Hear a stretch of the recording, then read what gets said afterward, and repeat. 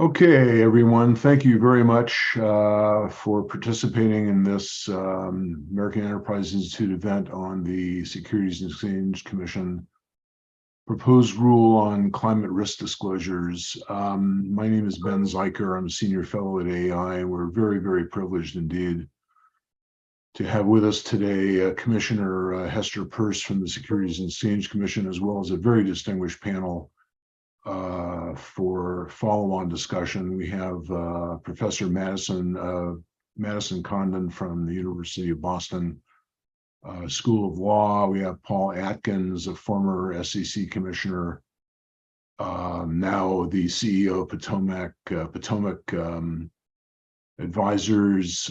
We have Robert Jackson, professor of law at NYU, and also a former SEC commissioner, and Melissa McGregor, the managing director of the Securities Industry and Financial Markets Association. So with that, let me turn the mic over to Commissioner Peirce for her introductory comments. Thank you very much, Commissioner, and go ahead. Thank you, Ben, and thanks to the American Enterprise Institute for the opportunity to be part of today's event. Before I begin, I have to remind you that my views are my own and not necessarily those of the Securities and Exchange Commission or my fellow commissioners. As an SEC commissioner, I appreciate hearing about people's views of the SEC, even the negative ones. Recently, for example, an email came in saying, "I can't remember when the SEC was held in such low esteem," all caps, low esteem. "I honestly believe that the SEC needs to reevaluate the quality of and standards for SEC on-air commentators. And while you're at it, please reevaluate the SEC referees too." And a similar concern about SEC refereeing came in another recent weekend email. "Just saying, my ex-boyfriend accidentally tackles someone and y'all made him leave the game, and then one of the other team's players punched someone and then just got to walk on the field. That's just not right."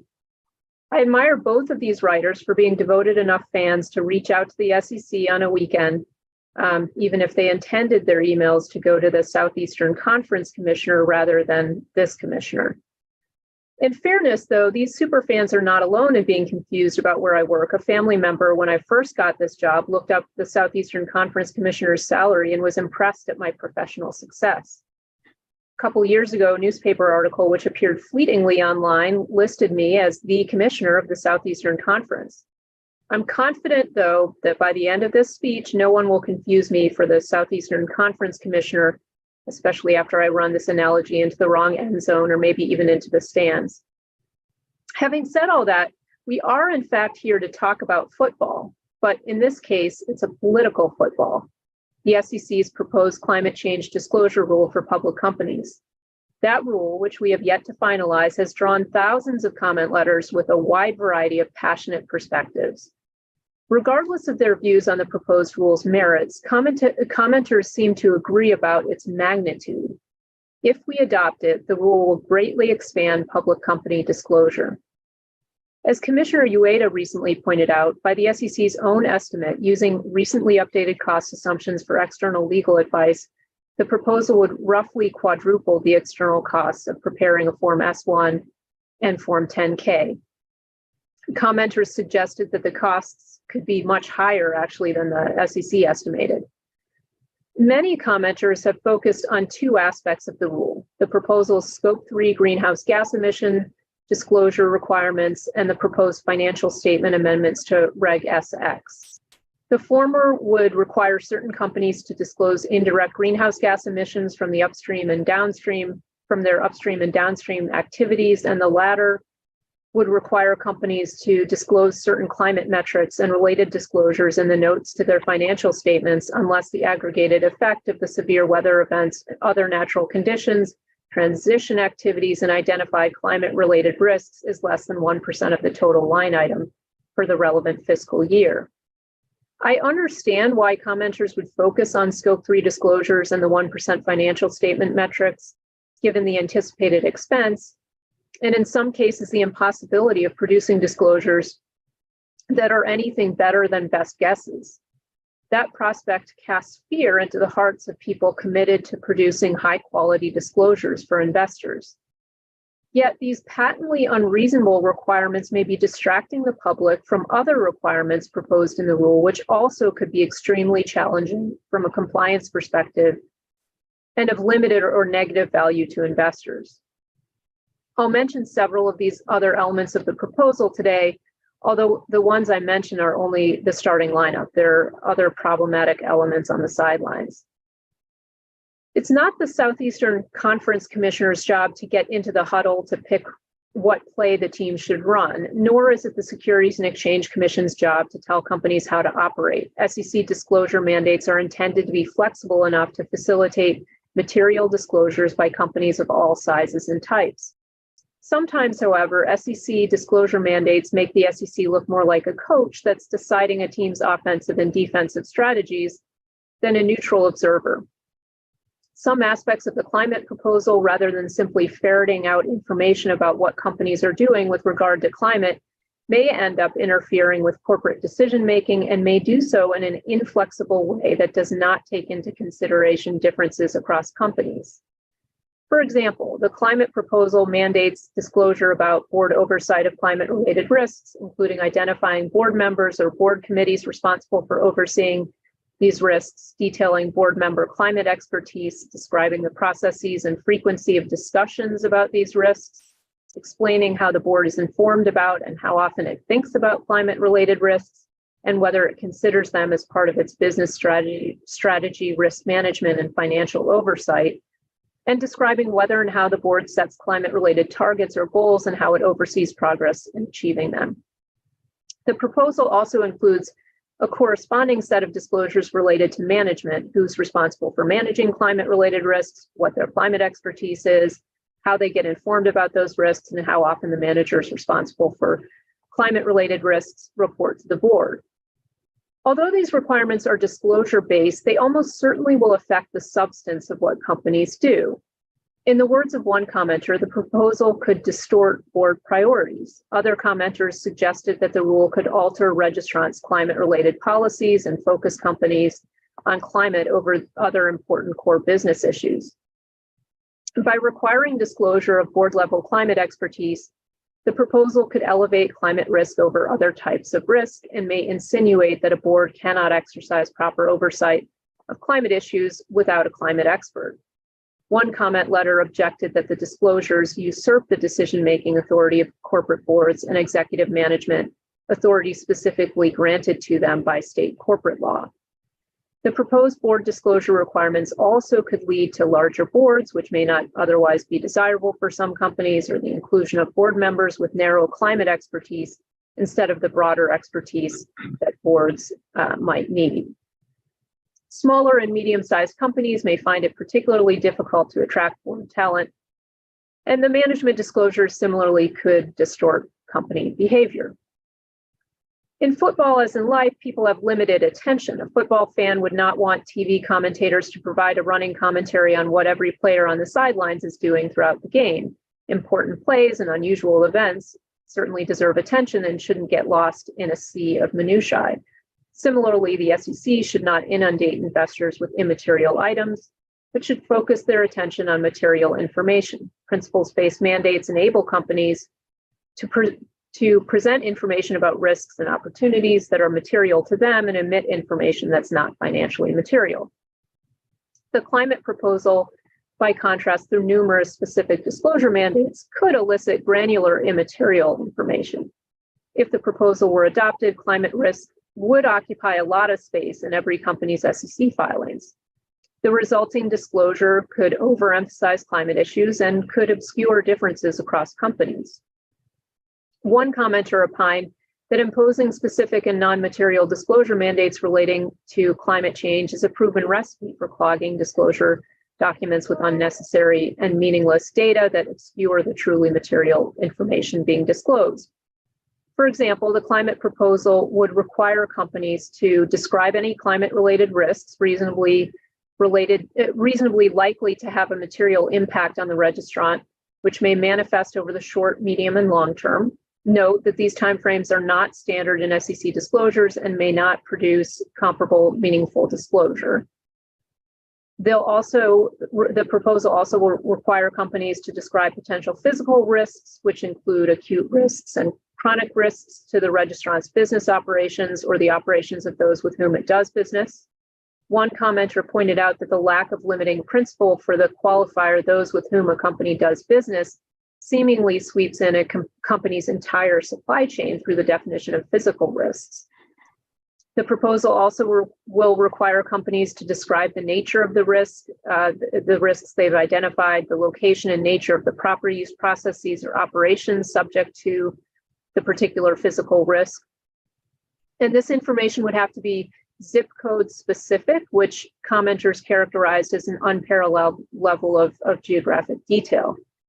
The companies will also have to detail how many of their assets are in potential flooding locations and high water stress locations, including the percentage of the registrant's total water usage from water withdrawn in those high stress regions. One commenter questioned why the SEC proposes singling out risks related to flooding and high water stress for detailed prescriptive disclosures, particularly because flood risk information and high water stress risks are not comparable within a firm across sectors and across regions of the country. So investors are unlikely to make investment decisions based on this information. Companies also will have to disclose the emissions, both disaggregated by each constituent greenhouse gas and in the aggregate. Commenters pointed out that this level of granularity is not standard for greenhouse gas emission disclosures. And companies will have to explain how each identified risk affects in the short, medium, and long run their strategy, business model, and outlook, including effects on business operations, products and services, suppliers, and other parties in the company's value chain, climate mitigation, and R&D. As commenters have noted, the term value chain is expansive. Accordingly, regardless of whether Scope 3 is included in the final rule, many private companies, large and small, and farmers and others will be pulled into the rule through this value chain concept. Designing the systems to collect and categorize the voluminous information likely will be difficult. One commenter put it this way: even if money were no object, it could take years to build and enhance data systems to accommodate these requirements. Companies' experiences with Sarbanes-Oxley internal controls and conflict minerals supply chain reporting give them and us some sense of what lies ahead, but the climate proposal could be even more difficult. A scan of a glossary of football phrases turned up the colorful term flea flicker, which describes a, quote, risky trick play designed to confuse the defense. The climate rule may be a flea flicker in its own right. Cast as a rule to bring consistency, comparability, and reliability, the proposal, much of which is rooted in conjecture, instead could bring investor confusion. Commenters highlighted several portions of the proposal that could generate unreliable speculative disclosure.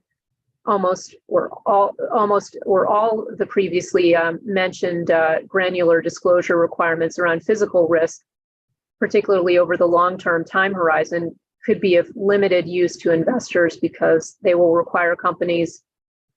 These disclosures will require companies to speculate about fundamentally unknowable risks.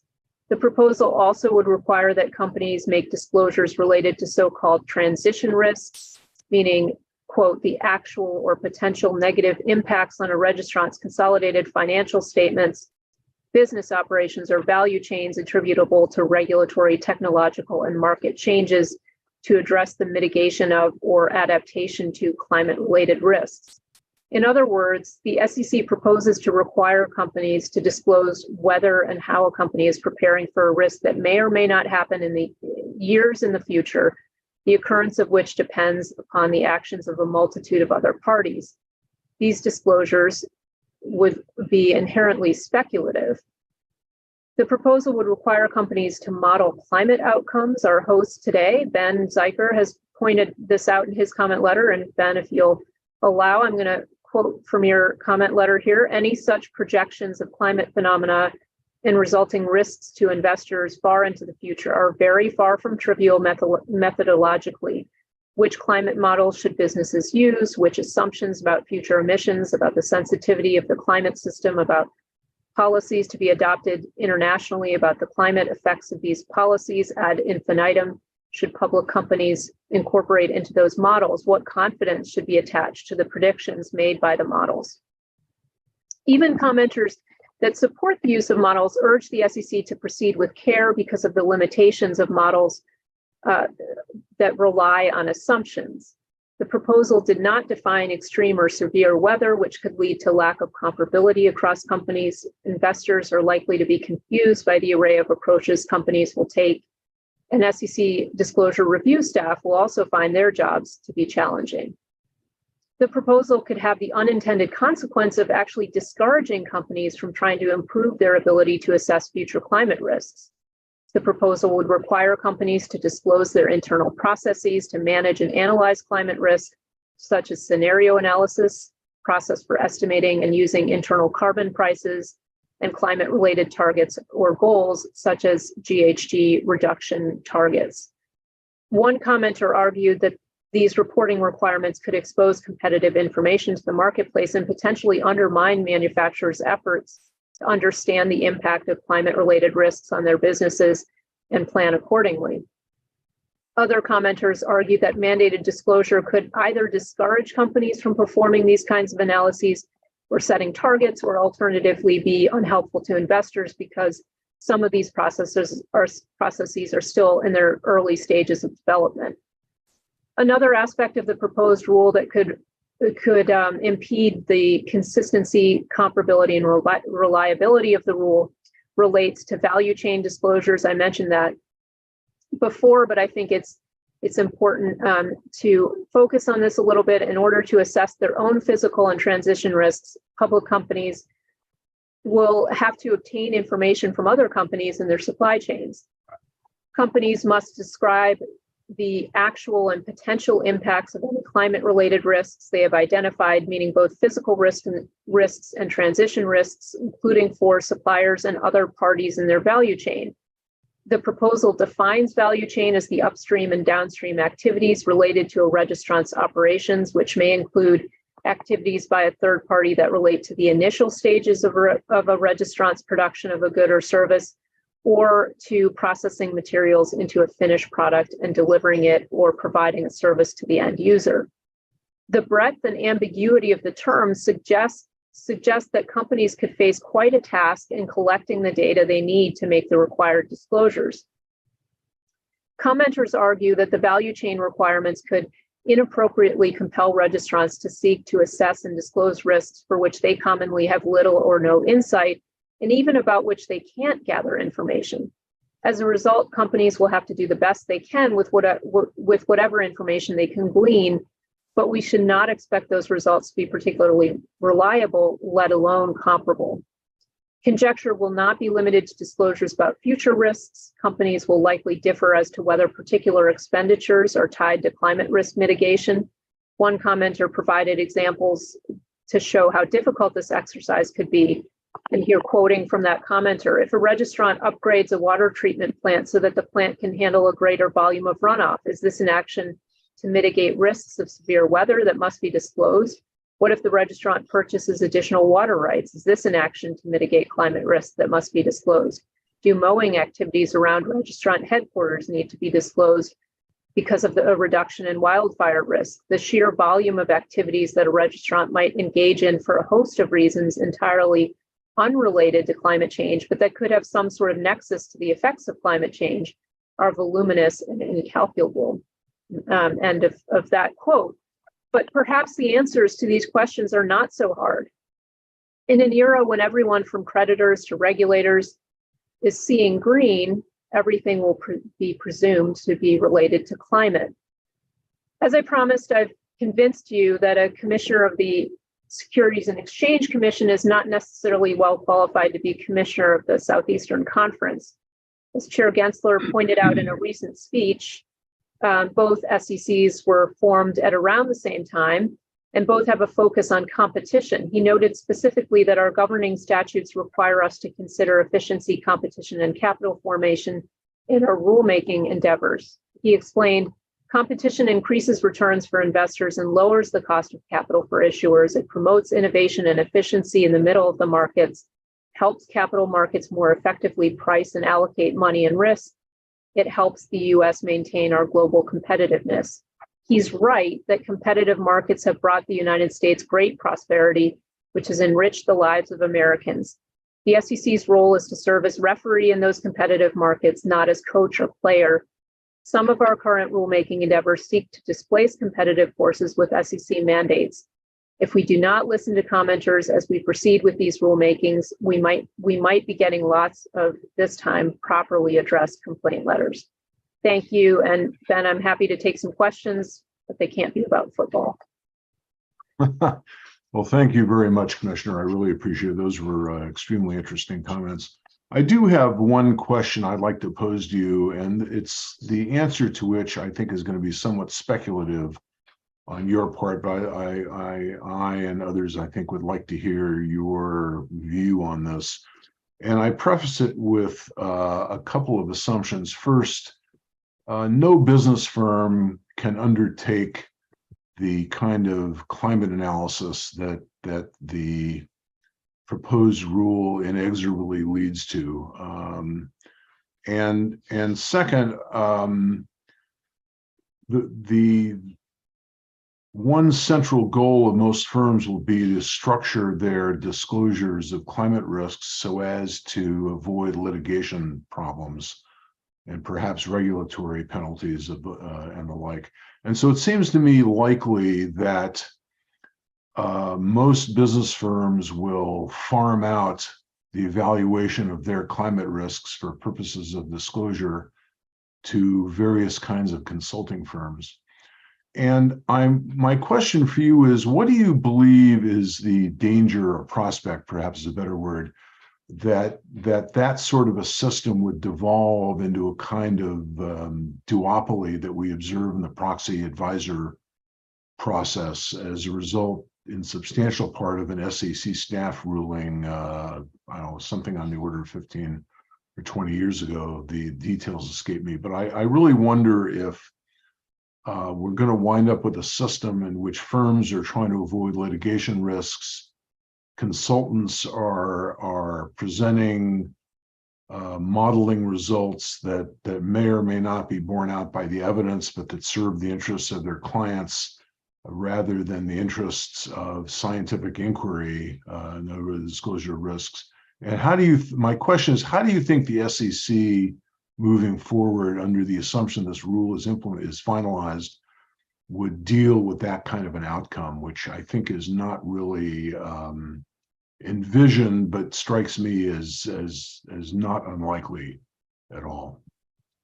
Well, There certainly are a lot of companies that are gearing up, and some of them are audit firms, some of which have hired a lot of people, I think, partly in anticipation of a rulemaking like this, and then there are engineering firms, climate-specific firms with climate scientists and so forth. And so, I think a lot of people are seeing dollar signs and are being drawn to those.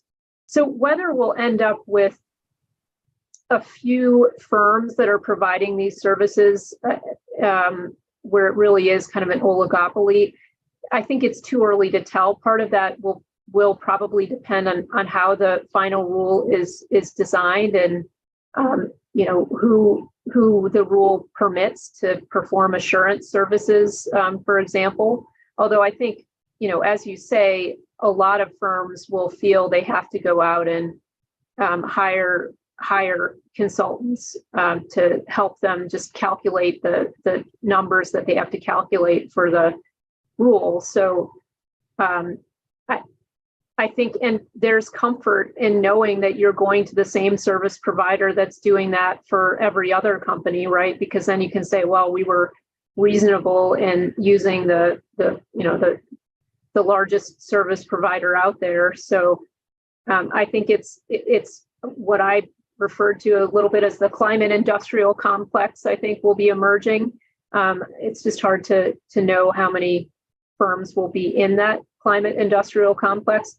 I do also have concerns that, this is a way to allow us to give ourselves comfort that we're getting reliable and comparable numbers because everyone's doing it the same way. but that doesn't necessarily mean it's reliable. So, it remains to be seen how this will shake out. But I think you're right to focus on the fact that a lot of companies are going to be looking for cover, and they're going to be doing that by going to third parties. Okay, thank you very much. Again, that was a very interesting presentation, and we really appreciate your time. So we'll now begin our panel presentations, beginning with Professor Madison Condon from the Boston University School of Law. Thank you very much, Madison. Take it away. Hi. So thank you so much for having me.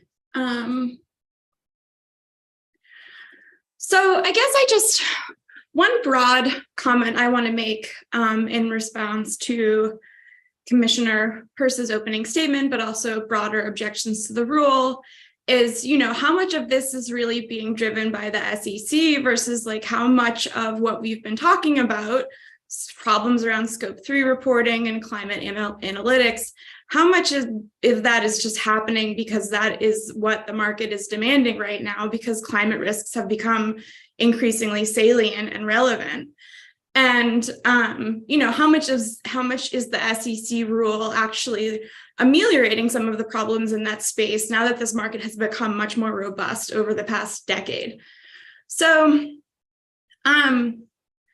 so Bloomberg unveiled just this morning a new ESG data product that is sort of a data hub where you can search for every traded equity and a bunch of other asset classes, scope 1, 2, and 3 emissions, whether or not the company has a climate target, certain governance metrics. And, that's already being used. That is an in-demand product. Scope emissions are fed directly into ETF weighting methodologies. Sometimes it seems like objections to the SEC's rule, it sounds like people think that is not what investors should be doing, or that's not how ETFs should be constructed. And that's not what the SEC is saying. Nothing about that right now. They're just saying, given that the market seems to find scope 1, 2, and 3 data relevant, let's make sure that this data is correct. So I just wanted to make that point. And investors really want this data, and they want this data they clearly both want this data to be reported, as we've seen years and years of shareholders asking for this at annual meetings and getting above the 50% threshold. And they increasingly want it to be audited and verified. So just this past spring, shareholders of ExxonMobil, a majority of shareholders backed a call for ExxonMobil to not only publish a report about their business plan under a net zero transition, but an audited report about how that would actually be reflected in their financial statements. So again, this is not driven by the Securities and Exchange Commission. And so, scope 1, 2, and 3 databases are out there for public equities, private equities, and this data is being estimated and generated whether or not it's voluntarily reported by the company. And there's all different sorts of methods for doing this. There's this refinitive, which it says, if the company doesn't report the data, we try to estimate it from energy use. And this is a major ESG provider. If we don't have the energy use database, we estimate it from the median industry use. So, you might not want that as a company. Like you're just going to be assumed to be average. Maybe you should actually figure out if you're not average and report that to investors. It could be in your advantage. You could have really low hanging fruit to emit less. Some data sets, these are big proprietary data sets. They use machine learning. So one says, we're a proprietary data extraction technology. We capture most of the reported carbon emissions from unstructured sources. So they go through and they web crawl using AI, from websites and documents and media releases, and they sell this data set to investors. Every data entry passes through hundreds of quality checks. So, this is a big expensive data set that you can buy that someone has used a lot of statistical methods that may or may not be correct. ISS has a big data set that they'll sell you for $10,000. And they'll flag, they say, this is we give you all the reported data from companies, but if we flag them for a low trust score, if we think that a company's metric is not trustworthy, we'll do like an extra due diligence and do our own estimated emissions to see if that squares with what they've reported. So this is just a long windup to say, like, this seems like a thing that SEC should be doing at this point. Like, try to cut out the middleman. If you're worried about this climate industrial entire complex, like, get the data from the companies, and then voila, it's all in public documents in like a nicely formatted place. So that's all scope 3.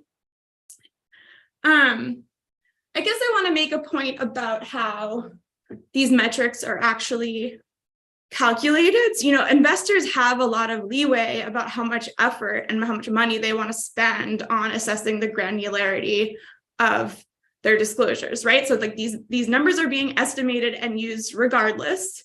You can over time start putting in more methods of data collection to try to understand your supply chains better. But you don't need to do that. You can sort of use the same estimation methods as all these ESG providers are doing. There's like lots of different ways and methodologies, just, with the data you already have on your supply chains, how can you estimate emissions from there? And you can be very clear that you mostly had to guess for a lot of your supply chain. And the rule provides for liability protections if it was a good faith effort. So I just don't think it's quite as harrowing a disclosure requirement as it's potentially made out to be. And I just want to flag that ESG, in particular, emissions reporting requirements are coming from everywhere in all different forms, from state level jurisdictions, from different federal government jurisdictions. If you're going to supply products to the government, you now need to estimate, need to measure and report your GHG emissions. And then obviously from the European Union and a bunch of European countries and non-European countries, there's expected rollouts of emissions disclosure rules that cover, eventually they will cover US companies. But even in the near term, if you are a US company that has an EU subsidiary, it will be covered in the near term. So, there's interjurisdictional reaches to all of these rules. And so, I think this is the SEC in part, just doing our part to keep up with the rest of the world is going. And so I think, again, this is an area where maybe costs are being overestimated because we're not always talking about large multinational companies, but again, there's sort of a tiered disclosure standard that the SEC has implemented to capture the big companies first. These companies are already preparing this type of information. We're just asking them that they clearly give it to US investors. I will wrap up soon. I completely agree that the SEC needs to consider the feedback it has received on physical risks, and that how one should go about understanding and then disclosing physical risks is absolutely a work in progress internationally and globally. I don't see that as a reason to sort of throw the baby out with the bathwater, and I caution broad statements like climate models are, not good at predicting future impacts. They're very good at predicting certain impacts like sea level rise. Some things are much more variable than others. It's very hard to predict when a hurricane will hit, regardless if it's climate or weather. But, we have evidence that for risks that are very predictable, publicly known risks, there's evidence that the market is still not adequately discounting them, not adequately taking them into account. And so this is partly the SEC trying to highlight that and craft a rule that addresses this systemic bias that we have growing evidence. Many financial regulators around the world are coming to the agreement that for various reasons, both transition risk and physical risk is not being properly priced by the market. So I think this is one way to respond to that concern. And I'm happy to talk much more about this emerging world of climate analytics, what Commissioner Peirce calls the climate industrial complex. This is a world that I've been studying for a while. So one thing to ask is how different is this world from the fact that we have, basically 3 or 2 ratings agencies, S&P and Moody's, and we basically rely on 4 auditors, one of which keeps getting in trouble. So, that's not ideal in any space. So, we could reassess that broader concern as well. But right now, that's not what is going on in the climate analytics space. There's a lot of different startups. It still seems sort of early. So I agree that while our understanding of how to report physical risks is growing, there are certain subcategories that I think that can be refined before the finalized rule that makes it more clear. And maybe I will stop there, and I look forward to the Q&A. So thank you for having me. Well, thank you, Madison. I really appreciate that. I do have a question or two for you, but Sure. Before I get to those, I'd like to remind our attendees that you are more than welcome to submit questions to be presented to the panelists, either by sending them to my AEI colleague, Ian Banks, at ian.banks@aei.org, or to AEI's Twitter site, #AEI on climate disclosures. Please do that, and we will try to work in as many of your questions as we can. I have a couple of questions for you, Madison, if I may be so bold. The first concerns your argument, if I understood it correctly, that this is more than simply a bunch of SEC bureaucrats demanding something. The investing world is demanding this information as well, and it behooves business firms to respond to that demand by providing it. I hope that is a fair summary of the argument you made during your talk. That premise, I think, obscures more than it reveals, frankly, because to say that investors are demanding this information doesn't really tell us what they're actually demanding. Are they demanding predictions of climate risks disaggregated by industry and by geographic region based on what set of models, what set of assumptions about the sensitivity of the climate system to increasing greenhouse gas concentrations? What pathway for increasing atmospheric concentrations of greenhouse gases? There are hundreds, if not more, variables that go into disclosing what it is that these disclosures would entail. And to say that investors are demanding this or interested in it or want this doesn't really tell us what it is that they're seeking.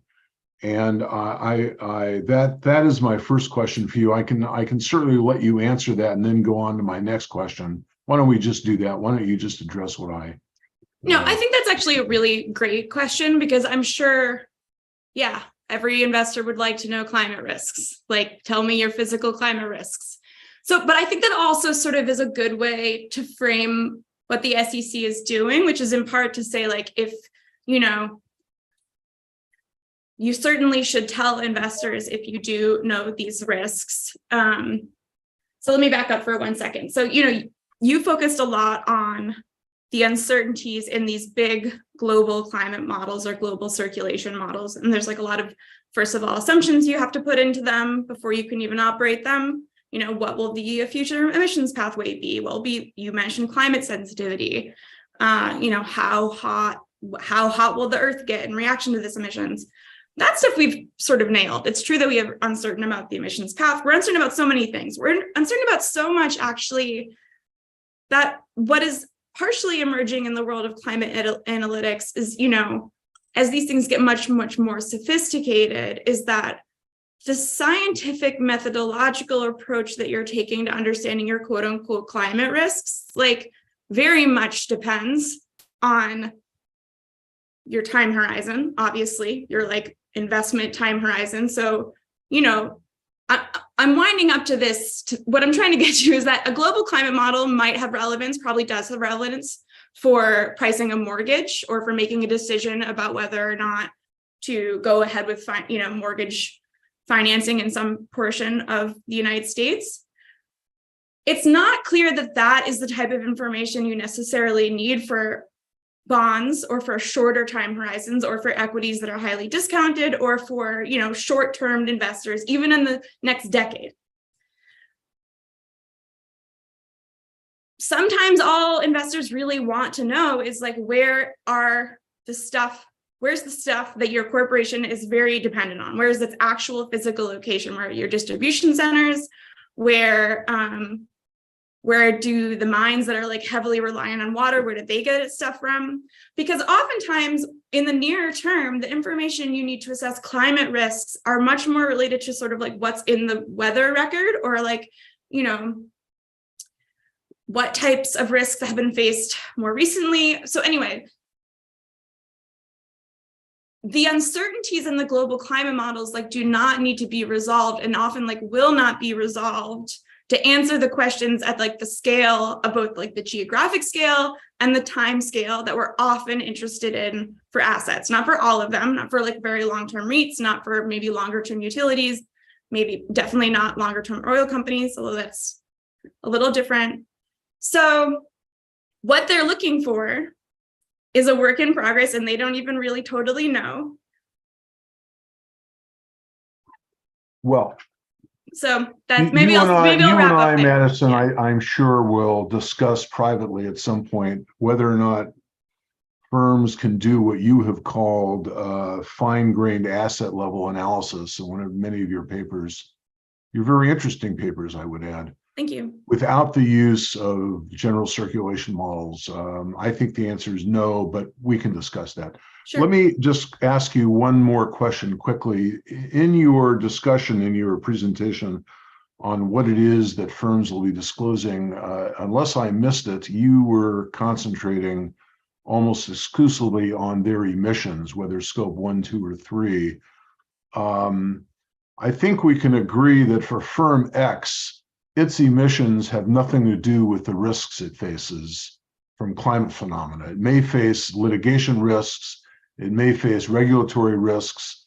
That's a different set of issues, but it's climate risks. The entire US economy adds virtually nothing to, in the average of the CMIP 5 and CMIP 6 models, to global warming by the end of the century. So any given firm's emissions are essentially irrelevant in terms of the risk that it faces. So it's not clear to me why you are emphasizing the disclosure of its emissions rather than the risks it faces from all other firms, all other nations' emissions. I'm not sure I follow the question. I mean, so it's broken down usually into transition and physical risks. So I'm not trying to conflate those two. Your transition risk is your subject, to regulatory risk, as you mentioned. Did I conflate them versus the risks that you're subject to? As I listened to your talk, I thought you were discussing really only emissions disclosures and not the ensuing risks from changing climate phenomena. But it may be that I missed it. I think I began talking about emissions disclosures, but both are covered by the rule. I could talk about more. Yeah. Very good. Well, thank you so much for a very interesting presentation. Let me remind our attendees again to submit your questions to ian.banks@eei.org or to our Twitter site, #AEI on climate disclosures. Thank you very much. Let me turn now to Paul Atkins, a former SEC commissioner, now the CEO of Potomac Global Advisors. Thank you, Paul. Go ahead. Well, thank you, Ben. It's a pleasure to be here with you all at AEI. Again, I was a visiting scholar back a number of years ago, so it's good to be back home. But anyway, I wanted to quickly go through some of the, I think what the real salient points about this really troubling proposal that the SEC has come out with, and because I think it's basically a huge departure from precedent and the statutes under which Congress has given the SEC authority to require disclosure. And ultimately, my fear is that the weaknesses of the SEC's justification for proposal, especially with respect to materiality, together with almost certain judicial reaction based on existing case law and other things to the inevitable challenges to this, whatever may be ultimately promulgated, I think will ultimately do irreparable damage to the Commission's regulatory and enforcement program. The definitive and unfavorable legal precedents that are likely to ensue will inevitably constrain the Commission and curtail its authority. So basically, the SEC should withdraw the proposal, and if it wants to proceed on climate-related disclosures, it should consider a principles-based approach consistent with securities norms. So first of all, let's just go through some of these real objections that I have to the proposal. So first, it would require disclosure of information that's likely to be either immaterial or redundant. So much or all of the information that the proposal is focusing on would require, for which it's requiring disclosure, is likely to be immaterial. To the extent that the disclosure is material with respect to a particular company, it's already required by the Commission's current rules and guidance to be disclosed under, in the filings with the Commission and public filings of companies in general. And it's difficult to justify onerous disclosure requirements of the breadth and the scope of the proposal in light of the low marginal value of the new information to whatever investors may be interested in this information. So the breadth and the complexity of the new information the proposal would produce is, I think, likely to be highly counterproductive. A whole string of SEC commissioners over the last 40 years have talked about information overload. And by that, that's the phenomenon in which ever increasing amounts of disclosure make it difficult for investors to focus on the information that is material and most relevant to their functioning as investors in the financial market.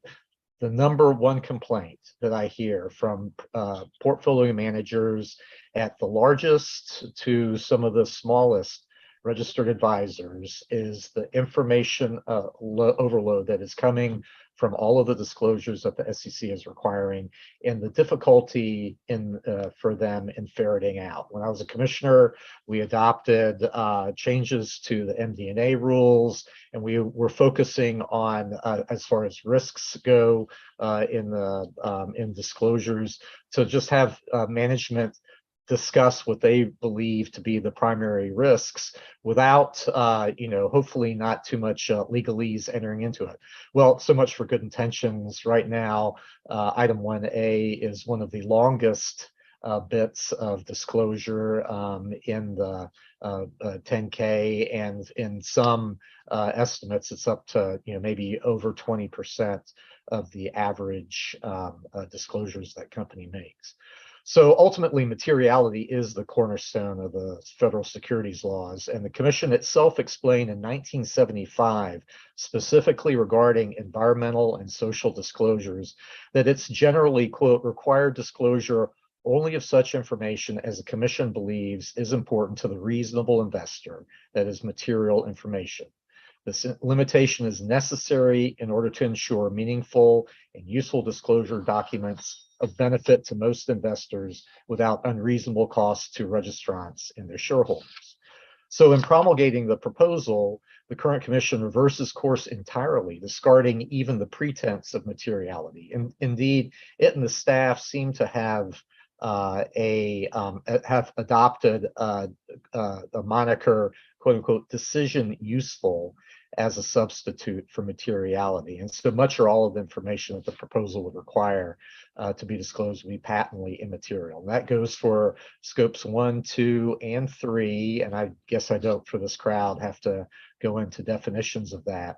But for those emissions to have any relevance to a registrant's financial performance, and thus to be of any importance to a reasonable investor, there's a surfeit of assumptions about transition risks, future government policy, and market practices that have to all be strung together in a tenuous chain of logical leaps. And one such hypothetical transition risk, for example, might be the imposition, say, of a tax or a penalty on a registrant's scopes 1, 2, or 3 emissions. But even in such a hypothetical scenario, for the registrant's emissions data to be material, it must be assumed that the penalties will be attached to greenhouse gas emissions in a registrant's jurisdiction at a level that would affect the registrant to a material degree in a manner in which the company is unable to avoid or mitigate. So the connection between a registrant's greenhouse gas emissions and its ability to access capital or the viability of its consumer market, the Commission's other proffer justifications, for example, are equally dubious. And perhaps worse, the proposal would require disclosure of climate-related physical risks and transition risks on any line item in the registrant's financial statements, positive or negative, that constitute 1% or more of the line item in question. So the likelihood is overwhelming that such an overbroad rule would by and large require disclosure of material risks. And to begin with, a 1% threshold is extraordinarily conservative and at complete odds with a general understanding, the current understanding of materiality among securities practitioners, and not every line item of a registrant's financial statements may be material in any event. Another fundamental flaw in the proposal's financial disclosure requirements is the difficulty of defining climate-related physical or transition risks, that is, of attributing the impact of a financial line item to a climate-related risk. The proposal gives an example, and I think really demonstrates this. The proposal explains that a hypothetical firm might determine that its cost of revenue was impacted negatively by events A and B by, say, $300,000, driven by increased input costs impacted by severe weather events that strained the registrant's main supplier. Well, the simplicity of the hypothetical belies the questions that would face a registrant in the real world. When is a weather event merely ordinary? When is it severe? How does a registrant determine that the weather event was the cause of the cost increase rather than an uptick in price inflation, the outbreak of, say, armed hostilities in the supplier's home country, or some other cause such as market consolidation? All of these complexities will make it very difficult for registrants to navigate that. And given that climate risks have merely a hypothetical connection to registrants' financial outlook anyway, why is it that the Commission has singled out climate risks? Surely a registrant's governance structure and risk management procedures relating to other clear and present dangers warrant disclosure instead. For example, as we've seen in this year so far, inflation, war, or a pandemic. And moreover, if a climate risk is financially material, again, a registrant already has to disclose it. So if the Commission goes forward with this proposal, it'll almost certainly bury investors in an avalanche of trivial information. The proposal even appears to admit that material climate-related risks are already subject to disclosure under the existing rules. The Commission notes that a number of its existing disclosure requirements may elicit disclosures about climate-related risks, but then the Commission goes ahead and complains that these requirements are principles-based and thus depend upon judgment of management. Well, duh. All of this depends on the judgment of management. That's what the rules are about. The SEC, a commissioner here a couple of years ago said that she thought that companies are clearly unable to decide what's material, and that because otherwise the Commission wouldn't be bringing so many cases and settling them regarding materiality.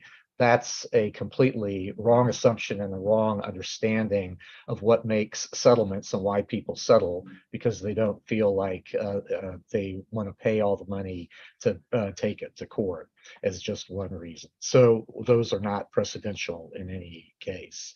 So as the Commission acknowledges in the proposal that the current rules already require disclosure in MD&A, which I spoke earlier, and especially with respect to material events and uncertainties that are known to management.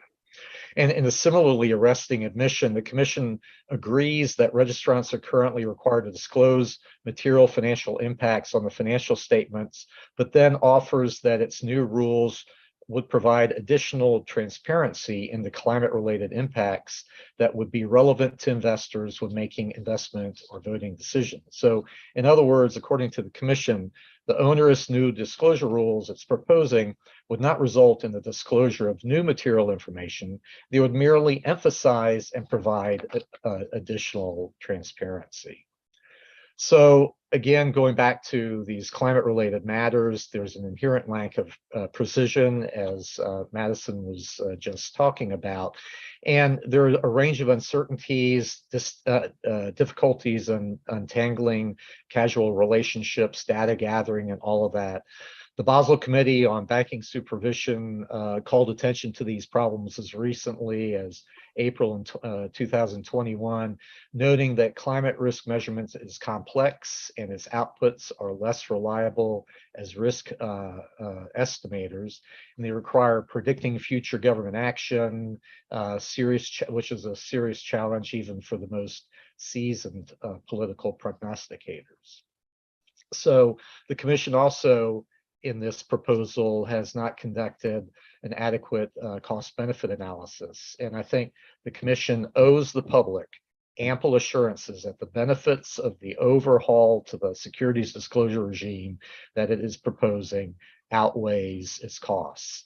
And by the Commission's own estimates, the proposal would more than double the total cost and the amount of employee time required to comply with the disclosure requirements for the set of 10 major Commission reports that the proposal would affect. The true costs, I think, are likely to run much higher than the Commission estimates, yet the Commission doesn't even attempt to assess the benefits of the proposal qualitatively, much less quantitatively. It merely asserts that its proposed disclosures could or may be of value to investors, belying its neglect of any rigorous consideration of the purported benefits of the proposal. So this alone is a fatal barrier to the adoption of the proposal. So the Commission has not considered the effect on private companies upstream and downstream of the public companies that are subject to the proposal, and this especially revolves around scopes 2 and 3, which look outside of the company's own internal operations to gauge any climate impact or emissions impact. To turn to another issue is how the proposal usurps FASB's role in setting accounting standards. So it's a complete break with longstanding tradition by which the Commission has looked to FASB standards for over half a century. I don't think the Commission should needlessly intrude upon FASB's area of expertise and jeopardize, this hitherto productive collaboration. Some people are citing to the TCFD as something that the Commission should, as an outside group, that the Commission should give deference to. But the TCFD itself is a complicated, conflicted organization. It's almost entirely funded by one former New York politician who also has a large firm that benefits from the products and information that it sells. And the TCFD, the TCFD has then insinuated itself into the Financial Stability Board's operations, and the Financial Stability Board is governed by no treaty. It's a group that meets relatively in secret with no real agenda or remit, and so so it itself, I think, is a very troubling aspect that a U.S. government agency is relying on such a vaguely defined group. Again, as far as the proposal goes, and we've been discussing this, both the preceding two speakers have, is purported investor demand. So the proposal merely asserts that investors want climate information, and that's true. A number of especially active managers have been beating the drum now for years about that. But the proposal seems to conflate investor demand with the demands of the small group of institutions and then other activist organizations, politically activist organizations, including global climate groups. So by invoking investor demand as justification for the proposal, the commission ignores the long-standing objective standard as to what information should be disclosed, namely information that a reasonable investor would find important by making an investor decision. So we're not in high school. This is not just information that the cool kids want. We're looking at information that that a reasonable investor would find important in making an investment decision. That's standard black letter law that the Supreme Court has used now since the 1970s. The proposal favors the goals of these particular very interested activist investors whose goals are political over the goals of other investors who are economic, especially investors who are invested in index funds, which are not meant to be activist at all. So it's not the investors themselves who are clamoring for this information. But again, it's the active managers who are trying to foster their business model and for their own pecuniary interests, and who are, by the way, in the backroom meetings with investors using the power of other people's money through these large index funds, passive index funds, to that by which then they use in the various corporate governance votes regarding shareholder proposals that are put through, which of course are not being put through by index investors, but by activist investors and other groups. So I have, in the remaining time here, I think if we focus on what is in the SEC's remit, it has neither the authority nor the expertise to promulgate this proposal. It oversteps the Commission's congressionally delegated regulatory authority. Its rulemaking powers simply don't authorize it to require disclosure of the vast quantities of immaterial information that the proposal contemplates. It's a roundabout. It's, even as some of the discussion that's gone on here, it's a roundabout way through regulation of disclosure to try to regulate or influence greenhouse gas emissions by themselves, which is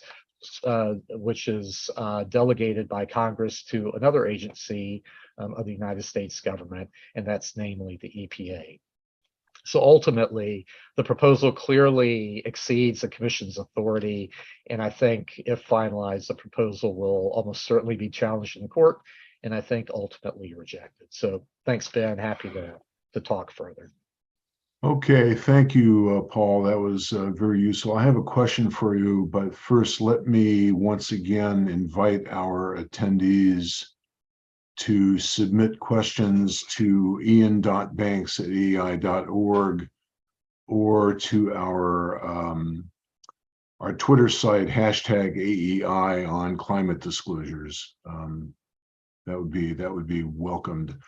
I do have a question for you, if I may, Paul. You began your talk by observing that the rule, if finalized, would yield, and I think I'm getting this right, important adverse legal consequences for the SEC's authority itself.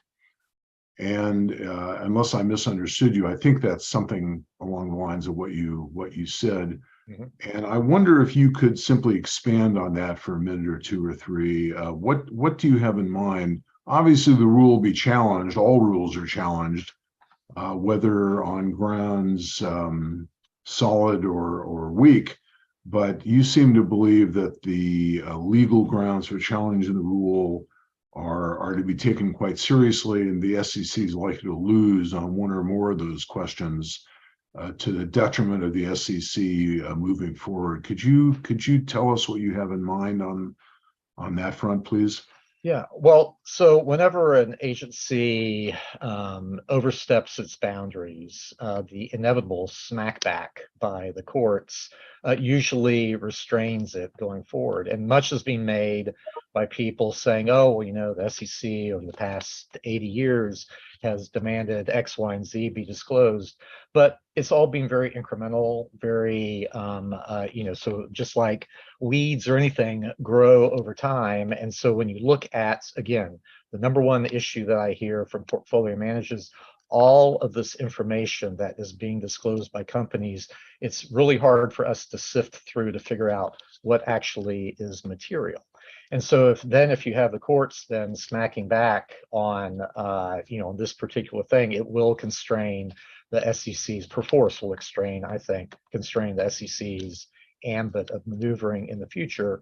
And the reason why all of these incremental things, like, for example, look at executive compensation disclosure. I was working with Richard Breeden back in 1992 when the commission adopted the first really comprehensive disclosure regarding options and all of that. If you look back at what we did in 92 and you look at what is now, you know, it's amazing how things have changed over time. There are a lot of reasons for that they're not really germane here, but just suffice it to say that over time things grow, but people don't have the time or the willingness to sue over every little thing. So a lot of little immaterial stuff starts to seep in. Like for now, for example, perquisites. Back when I was a young lawyer, it was like $60,000 back in the 80s where one had to disclose perquisites. Now, if you look at the footnote in the table of executive compensation disclosure, it's something like 10,000. So anyway, so that's hardly material to a public company. And there are a lot of reasons for that. And a lot of that, you know, we contorted ourselves back in 92 to you know, justify some of the disclosure around executive compensation disclosure, but still nobody sued over that. And so the SEC was never tested. But as the SEC tries to push the envelope all the time, it will, sooner or later, there will be something more than just, you know, the Norway decision that the Supreme Court came down with back in 1976 that Thurgood Marshall wrote. So we're focused on material information for the reasonable investor. Sooner or later, the constraints will come, and that will really restrict the ambit of the SEC's maneuvering. Fine. Thank you very much, Paul. Okay, we'll turn now to Robert Jackson, a former SEC commissioner, now professor of law at New York University. Thank you very much. Well, Ben, thanks so much for having me today. And I just want to check in, Ben, that I've tuned in to the right workshop. This is the American Enterprise Institute conference call, right? Yes. This isn't a Republican Party fundraiser, is it? The reason I wanted to clarify that, just to be clear, is we've been treated for the last hour and change to nothing but political intuition, sometimes from the right, sometimes from the left. But from the defender of free markets that I've known since I was a business school student, you've heard nothing in over an hour about free enterprise or markets. And so, Ben, what I'm going to try to do is, rather than offer you another 20 minutes of political intuition, I'm going to try to offer some facts, because that used to be what the American Enterprise Institute cared about. And I'm going to give you 3 factual examples of ways in which the political intuition that you and others have shared on today's call has nothing to do with the appropriate disclosure regime in this area. The fact-free conversation we've had over the last hour does very little to move the market ball forward, and people who are serious about AEI's stated mission should consider the facts I'm about to offer in assessing the SEC's rule. First, let me just highlight that my original sin, Ben, and although I'm a law professor now, I don't know that they'll ever forgive me for it. My original sin was that I went to business school before I went to law school, man. I actually have a Wharton MBA and a bachelor's degree in finance, and I was an investment banker at Bear Stearns back in the day, and that wasn't my fault, incidentally. Whatever you think about all that, when I came to Washington first, when I was still a business school student, a finance student, I was an intern for the Chief Justice of the United States, William Rehnquist, and I attended AEI events and loved the embrace of market engagement, facts, dynamics that this institute offered. And that's why I'm so puzzled that the following three facts have not gotten anywhere near this conversation or AEI's comment on this important SEC. First, you've already heard from some of my colleagues on the panel and some others that have commented on this rule that the SEC lacks the authority to promulgate a rule of this kind. I want to point out that this is not only wrong, but ridiculous. And let me say why it is such a factually flawed argument. But before I get there, I just want to point out that once again, I'm surprised that the American Enterprise Institute would like us to make securities law in the United States by hoping that federal judges who are unelected, folks who are not market participants, to make up doctrines like the major questions doctrine and decide which securities rules they'd like to retain or not. I don't know what that has to do with freedom or enterprise, but let me just give you a sense, Ben, for how sideways the conversation has gone. Robert, let me just interject one point. AEI as an institution does not take positions on this or any other matter. AEI scholars take positions which are obviously open to debate, discussion, and refutation. But AEI is not the participant here. AEI is simply a forum for this discussion. Ben, I appreciate the clarification. I'm happy to finish my remarks and then take any questions you might have.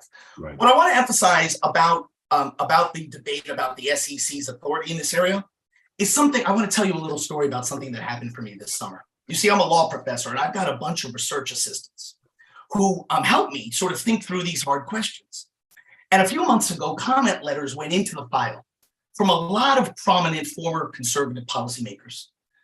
And they said, you know, the SEC doesn't have the authority to do this. I think Commissioner Atkins just mentioned this. The SEC doesn't have the authority to do this because that authority has already been given to the Environmental Protection Agency under the Clean Air Act of 1974. And Ben, I don't mind telling you that my RAs and I went through for hours searching the statute books of the United States for the Clean Air Act of 1974. You see, Ben, I'm not an expert at the Clean Air Act. I don't know what the Clean Air Act of 1974 says. So I looked in some detail, and then I had a really awkward conversation with my researchers because they came to me a few days later and said, Professor, we don't know how to tell you this. There is no Clean Air Act of 1974. That's not a statute that actually exists. Instead, the statute that exists is the Clean Air Act of 1970, signed into law by President Nixon. At the same time he signed into law the National Environmental Protection Act, which specified that agencies of the United States, including, of course, the SEC, had the authority to address environmental related matters in connection with their existing statutory authority.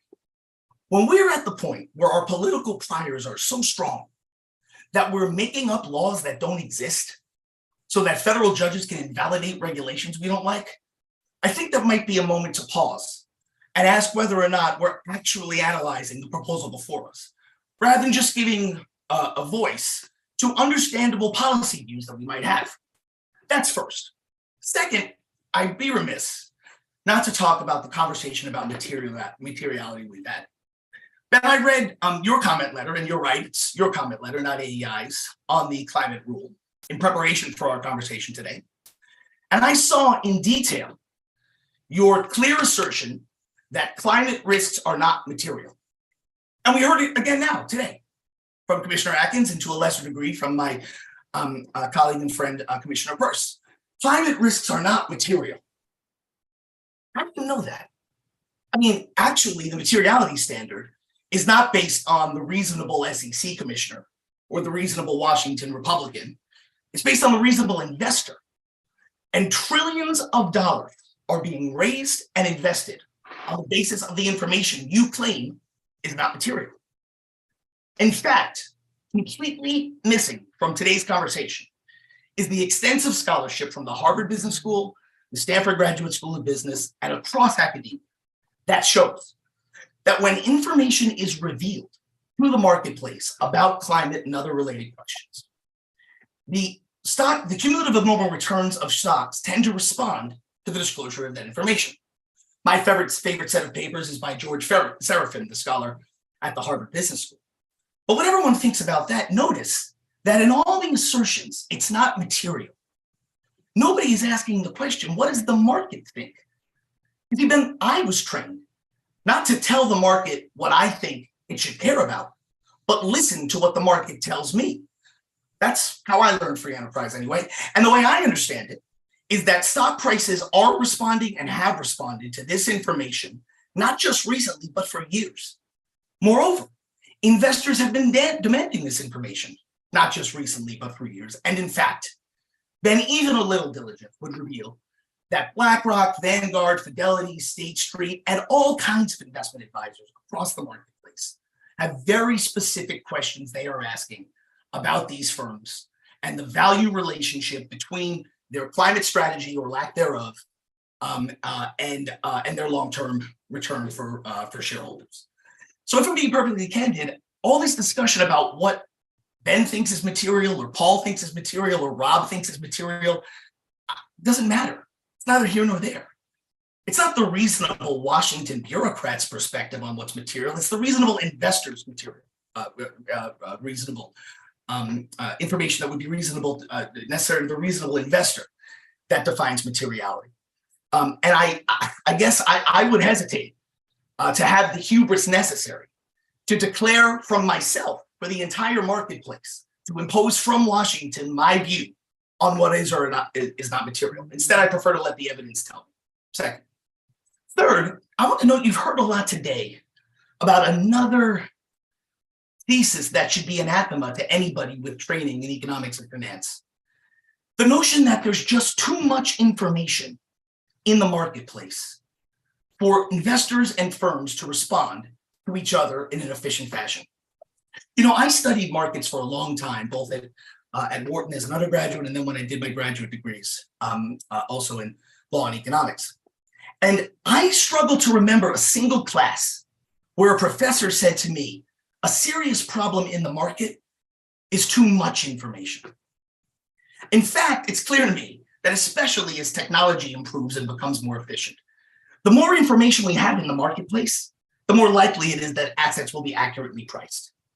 That's a basic precept. It's economics 101. And the notion that providing too much information will overload poor investors who should be protected by Washington bureaucrats from knowing too much strikes me as not just contrary to the longstanding history of our securities laws, but contrary to economics 101. So I found the conversation puzzling in that way. And I want to say one more thing about this. My own view is that whatever one thinks about the climate rule, there are 2 points I want to leave you with. First, the SEC has been requiring disclosure on climate-related matters for 50 years. Their first rule in this area was promulgated during the Nixon administration. By the way, as a footnote, that rule had no materiality qualifier. Later rules either limited the disclosure or provided more information, but there was no materiality qualifier in the early environmental rules that had been proposed at the SEC for years.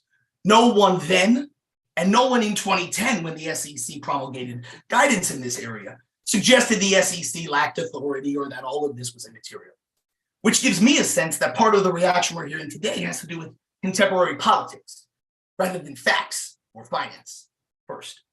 Second, I want to note that what we haven't heard from commenters today or any other time is what would be a productive step forward with the rule that we have.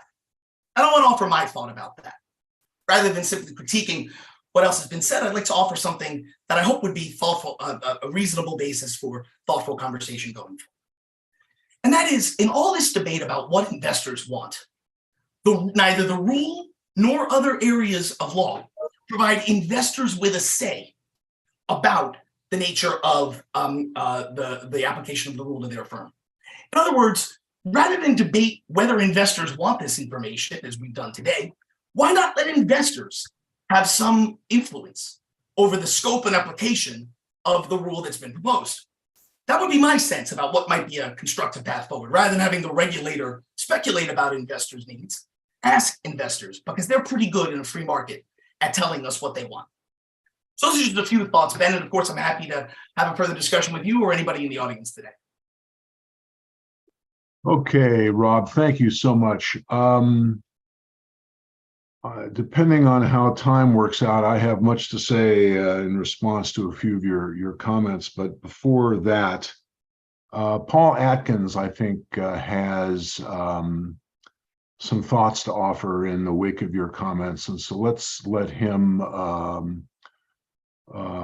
give us those, and then you may have some thoughts in addition in response. Paul, why don't you go ahead? Thank you again. Sounds good. Okay. All right, sure. Well, thanks, Rob, for your comments there, and especially your personal history and whatnot. So I have similar background as well. But let me just go first to, I don't think anything I said was political or meant to be. I was focusing on the legal issues, and especially when you talk about, for having unelected bureaucrats decide something, you're talking about 3 out of 5 commissioners who are unelected and who are then now considering or have put forward a proposal that would completely double, even by their own estimates, the amount of cost that investors will have to bear to produce information that maybe some people find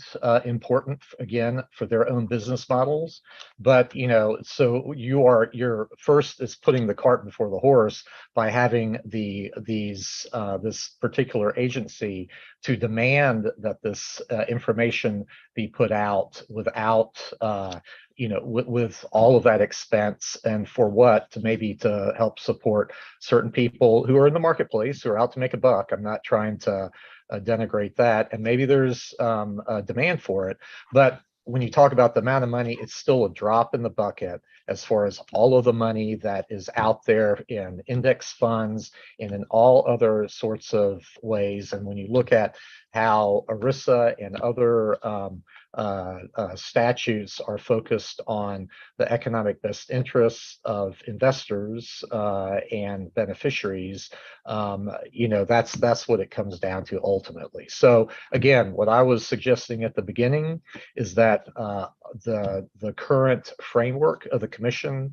which focuses on materiality and what companies, as far as what they need to disclose to investors, to give a complete picture of the threats and the opportunities that a company faces, including an MD&A and all the other constructs that the commission has worked on over the last 80 years to put together, is more than just focusing on this one issue and driving that forward and coming up with this humongous framework of disclosure, which I think runs against the major question doctrine that the Supreme Court has begun to articulate. So anyway, so that's just a couple of things. Thank you, Paul. Madison Condon has a thought that she would like to offer us. Go ahead, Madison. Thank you. Yeah, I guess I just wanted to say that, Commissioner Peirce did say that it was sort of she said the phrase political football. And Paul, you did say that the asset managers were behaving politically. And, I just see this as a big problem. So I just want to say it on the record that the politicization of this thing that is happening to all of us, like the Mississippi River ran dry enough to a point where it impacted supply lines this summer. Like the likelihood of that happening more is increasing. Like the Rhine drain out, we're to the point where it impacted coal shipments, which exacerbated other problems, but it had to do with coal supply in Europe.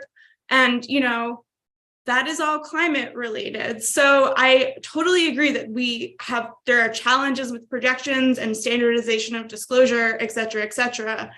But, this is my final point, but there's there's a big structure of laws and policies, which results in the fact that my employer works with an asset manager to deposit my money into a Vanguard target date 2050 fund, which is when, because I'm 36, they expect me to retire.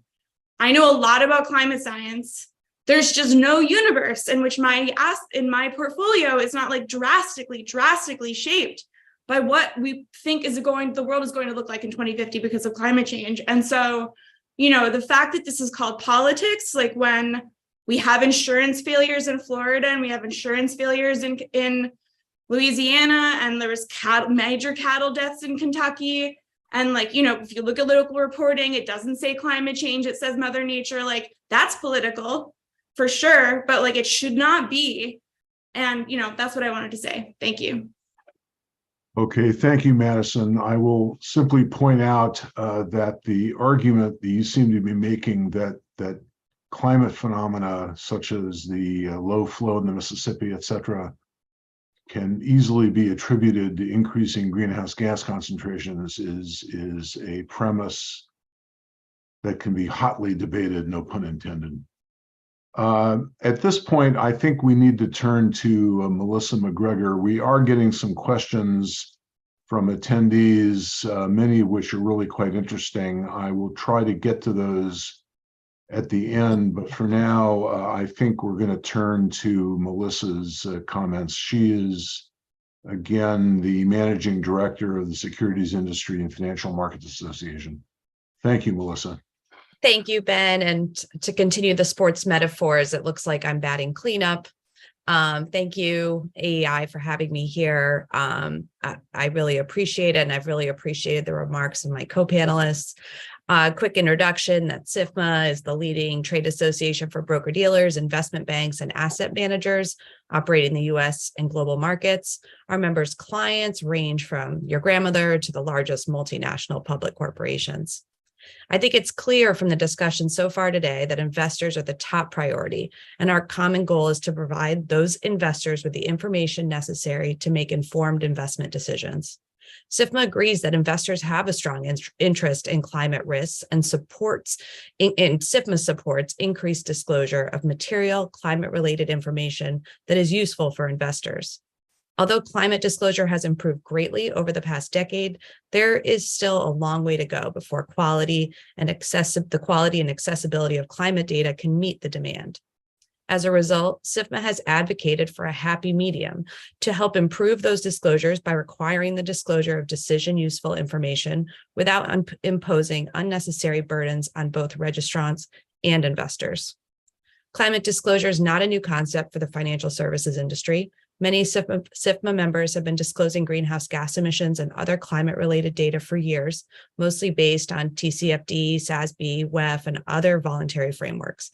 SIFMA members also have an interest in having common metrics for climate-related disclosures that would be useful for giving investment advice, making investment decisions, and determining operational risk. SIFMA believes that materiality continues to play a critical role in climate disclosure. Under no circumstances should the Commission stray from the existing materiality standard used in all other disclosures. Investors have come to understand that material disclosures will have an impact on their investments. By moving away from the standard for climate-related disclosures, investors may not understand that there is a different disclosure standard in place just for this area, thus confusing them about the weight of those disclosures. Materiality also naturally regulates the amount of disclosure that corporates must make. Removing that standard opens the floodgates of information, causing investors to have to wade through vats of information to find the nuggets of usefulness. Materiality is a determination that corporates make in a lot of different contexts, so they have a process in place to decide what is material and what is not. Creating an entirely separate disclosure regime for climate is unduly burdensome on corporates, but also impedes the ability of investors to find information that is relevant to their decision-making. SIFMA supports the Commission's overall goal of increased disclosure of material climate-related information. We believe, though, that the proposed rules have missed that mark. SIFMA believes that the proposed rules can be better tailored to, 1, achieve the Commission's objectives for consistent, comparable disclosures, 2, eliminate or reduce the effect of unintended consequences that would prevent the proposed rules from achieving those objectives, 3, elicit disclosure that will be reliable, comparable, and useful to investors, and 4, mitigate adverse effects on capital formation and additional costs that registrants will face. Further, any climate-related disclosure rule should be principles-based, giving flexibility for companies in various industries, sizes, and business models. A one-size-fits-all approach will be overly prescriptive and would require registrants to disclose a plethora of information that is not useful to investors. Unfortunately, that is what this Commission is suggesting. SIFMA submitted one of the more than 14,000 comment letters the SEC received in the first round of comment collection earlier this year. SIFMA's counsel, Ropes and Gray, did an interesting analysis of the letters that they published in August, which is really worth a look if you're interested. The number of letters received is certainly indicative of the interest in this subject, both the importance of investor disclosure, but also the very real concerns about climate change. According to the Ropes and Gray report, approximately 10,000 letters were form letters. Another 3,000 were brief and included minimal substance, and the remainder were substantive to some degree, primarily coming from trade associations, businesses, and academia. I do want to outline 3 areas of concern we highlighted in our comment letter to the Commission in June. First, audited financial statement disclosures. Second, greenhouse gas emissions requirements. And 3, implementation timing, which I don't think has been covered very much here today. This is by no means an exhaustive list of our concerns, and our letter is available on our website and in the Commission's comment file. First, our first and primary concern with the proposal, as has been discussed already here a bit today, was the inclusion of climate-related disclosures in registrants' audited financial statements. As proposed, Article 14 of Regulation SX requires speculative disclosures of climate-related information, which are largely inoperable and should be completely reconsidered. As drafted, the proposal goes well beyond policies and procedures of U.S. GAAP and seems to require inordinate speculation. If this was not the intent, the Commission should clarify that registrants should report climate change impacts that would be recognized under GAAP and not a new standard of disclosure, as seems to be contemplated here. If the Commission does feel that additional financial statement reporting is necessary, then it should follow its historical practice of working with FASB to develop appropriate disclosure standards. Here's an illustrative example of the challenges from the financial services perspective. A severe weather event could affect priorities of clients and potential clients, the products and securities they invest in, how much they invest, and how they choose as a manager and advisors. It could also impact investment management revenue by affecting market prices and volatility. Net interest income, investment banking revenues, and commission and fees could be affected. In many cases, the causal linkage of line item changes due to severe weather would be highly speculative and uncertain due to the impacts on specific line items of unrelated factors, such as general economic conditions, pandemics, or acts of war, all of which could have been factors just this year or in almost any other year for the past 50 years. Further, proposed Article 14 would require registrants to implement processes and controls at a far more granular level than what registrants currently have in place. It's unclear, though, how firms would develop controls for what the individual speculative judgments necessary to create the, quote, what-if analyses needed to calculate the impacts as proposed. These controls would also have to match the high rigor of the other types of controls registrants have in place for making disclosure calculations. Relatedly, the line item disclosure requirement could lead to very distorted results that would not be useful for investors. The so-called 1% disclosure threshold would require granular disclosures to quantify the effects of physical and transition impacts on the issuer's financial statements that are clearly immaterial. For example, if one line of income is $100, there's an impact of $1 or more on that income, then the firm would be required to make a disclosure about this impact. Clearly, this would be immaterial in the registrant's financial statement and would also potentially confuse investors on the importance they should put on these factors. Some commentators have suggested increasing the threshold to a higher percentage, such as 5 or 10%, but SIFMA believes that any such specified threshold would still be arbitrary and would still require registrants to evaluate each transition, which will likely still be well below what is material for financial statement purposes. As the Commission staff has repeatedly emphasized in many other contexts, materiality determinations are largely fact-specific and require both quantitative and qualitative considerations. This should be no different. A simple 1% test is therefore inconsistent with how the Commission, investors, and registrants evaluate what is material and therefore should be disclosed.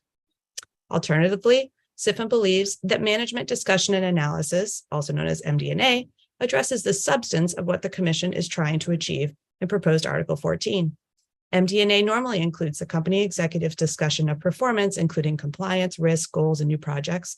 The Commission believes that registrants are not sufficiently disclosing climate-related impacts in the MD&A, then the Commission should amend Item 303 of Regulation SK to add an express reference to climate-related impacts. Second, My second major topic is greenhouse gas emissions disclosures, as Ben already discussed, particularly around scope 3. But SIFMA does agree that disclosure of scope 1 and 2 emissions by public companies will provide substantial information to investors and to help fill many of the current long discussed data gaps and challenges. If scope 1 and 2 emissions are material, they should be filed. But if they are not material, they should be furnished instead, so as to provide the proper legal weight to that information. Such disclosures will help feed other data sources and ultimately help in scope 3 greenhouse gas reporting. Without meaningful legal safe harbors, however, registrants will be subject to dramatically increased litigation risk.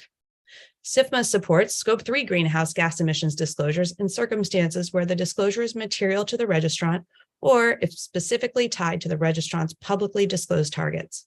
As others have said, scope 3 emissions, also known as value chain reporting, are currently incomplete, unreliable, and not particularly valuable to investors. Value chain member entities may produce data for different periods, and that data is often incomplete or of varying levels of quality. This information is challenging to collect, and there is no generally accepted framework for these disclosures.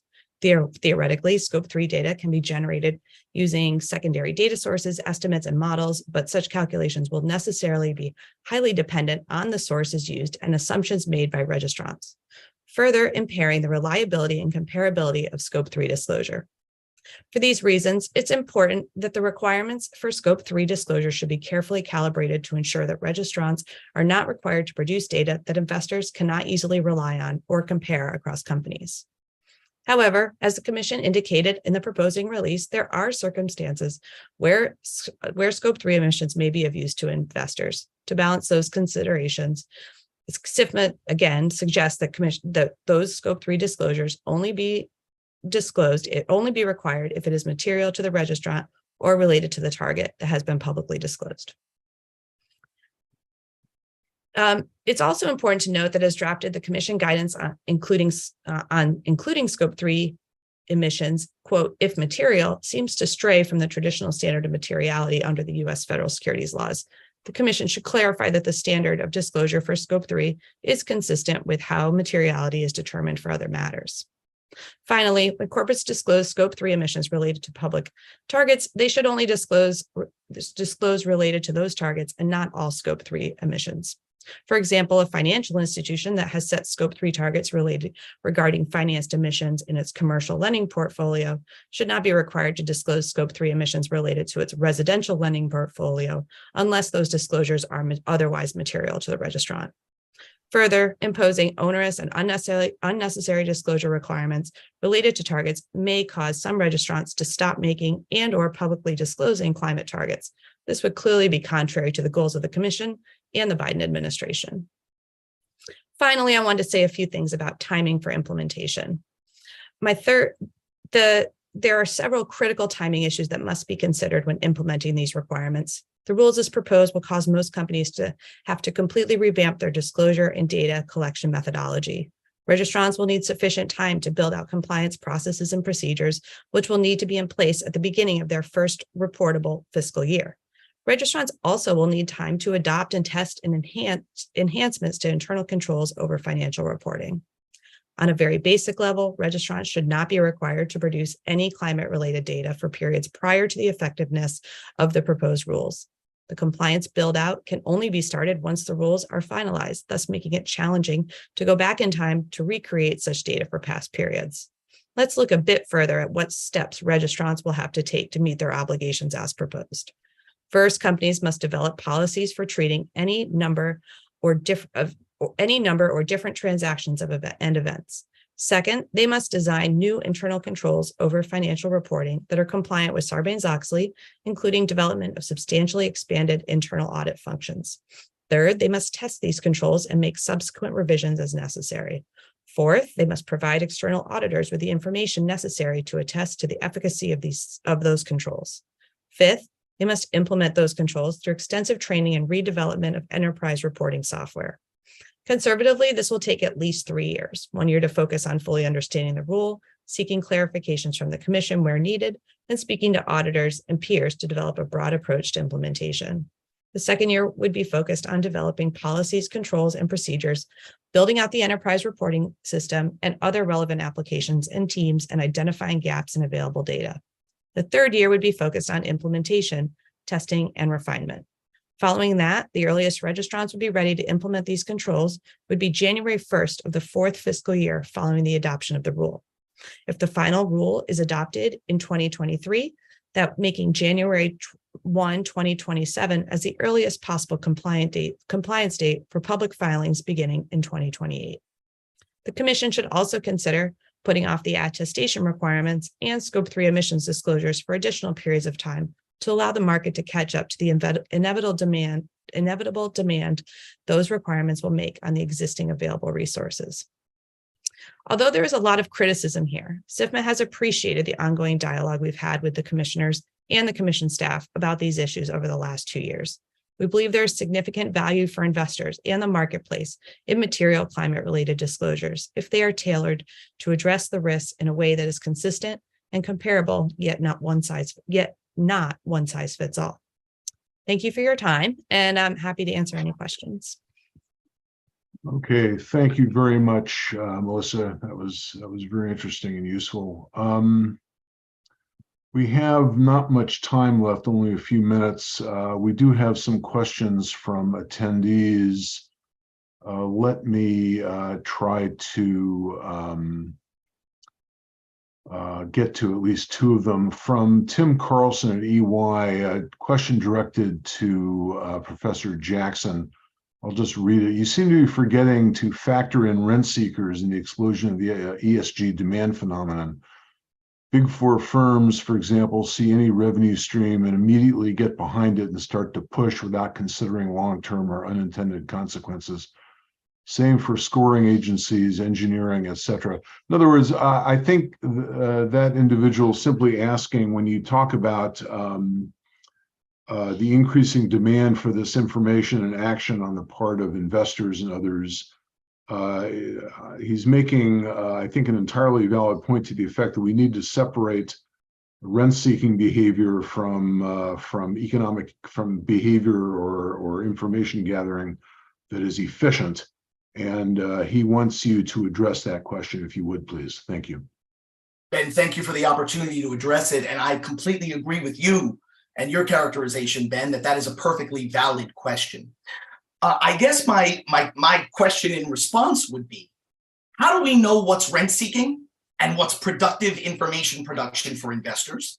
Again, Ben, I here would resort to evidence, not my intuition.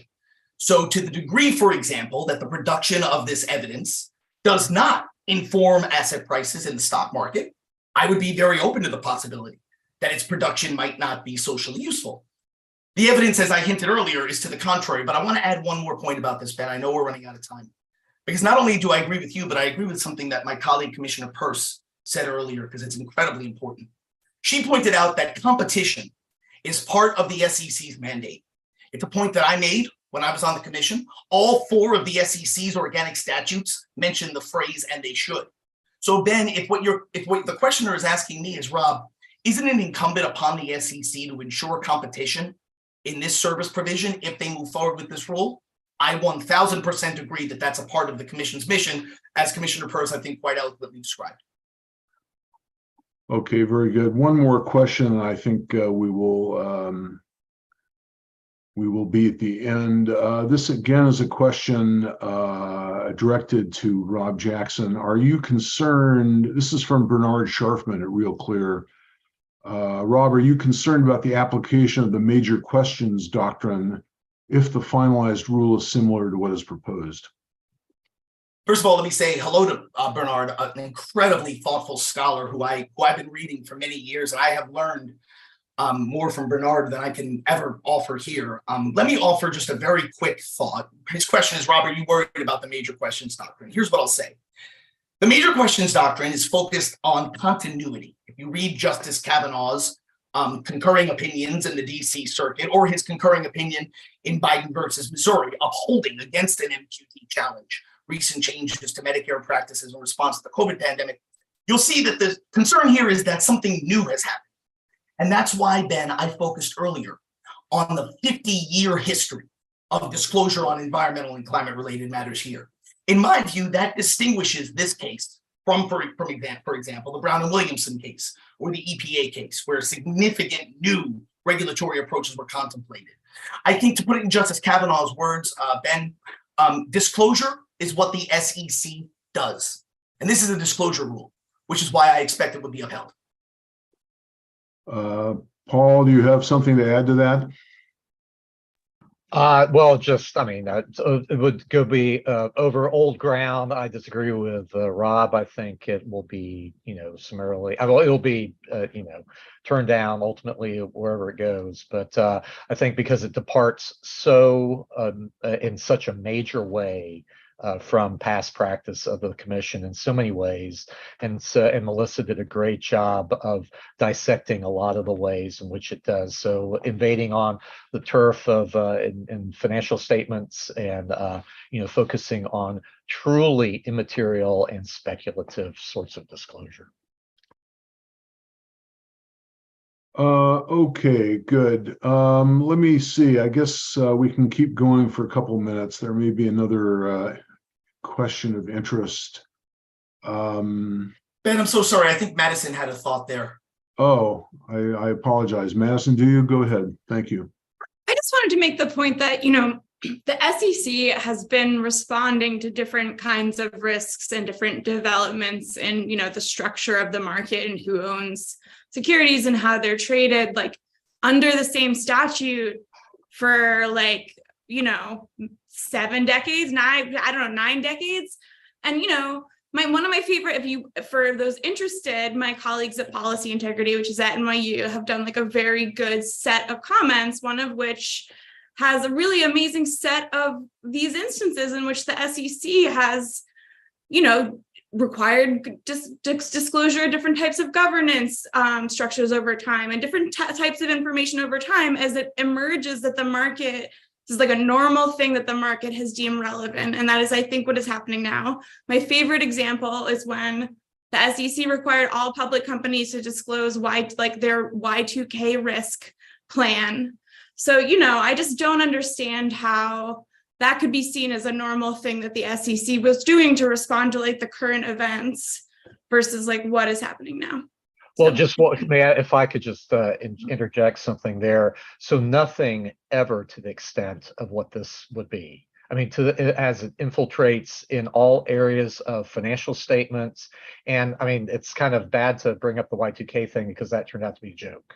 I mean, but it did. Okay, well. Philippines. It wasn't a joke, actually. It was a thing that we avoided because we planned for it. No, I disagree. Philippines did nothing for it, and they didn't have any problems. So anyway, having lived through that, but anyway. So anyway, Madison, notwithstanding your very interesting work on fine-grained asset level analysis, the argument that climate risk disclosures will not or need not incorporate the use of complex general circulation modeling based upon a staggering array of interconnected assumptions and all the rest, resulting in consultant reports of tens of thousands of pages backed up by appendices of equal or greater length. And that process will provide material information to investors is a premise, I believe, not to be taken seriously. But Ben, I'm so sorry. If I could just ask one question here. Sure. So Ben, investors investing trillions of dollars in our most exciting young companies, they know everything you just said. Yet they're still asking for the information. So my question for you, Ben, well, when you say they're asking for the information, Ben, I'm sorry, with respect, let me finish. Sure. Let me ask you, Ben, is your disagreement with Madison or with trillions of dollars of American investment? Well, it's I think your characterization of what those investors are demanding is not correct. And I do have a fundamental disagreement with Madison. No. So no, I think this is a legitimate and good question, but I've spent 2 years. Okay, so plug for a forthcoming paper of mine. It's called Climate Services: The Business of Physical Risk. It's forthcoming in the Arizona State Law Journal. So I've been thinking so much about where do investors right now get their physical information from, right? And so like, I just want to return to it really, really matters what the asset class is, and things are moving very, very quickly. So one set of people that already do this all the time is insurers.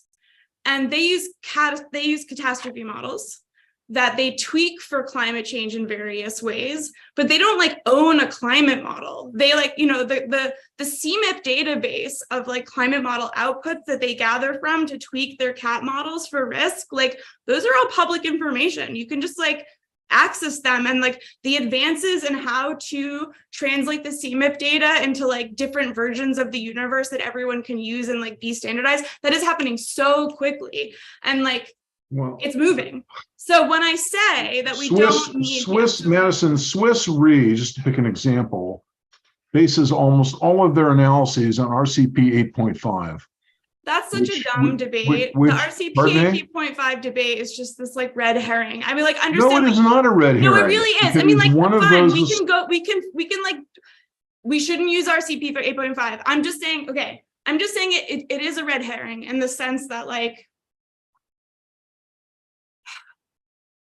I do not think that I fully accept if you want to really double down on RCP 8.5 not being like a realistic forecast of future emissions. Totally fine.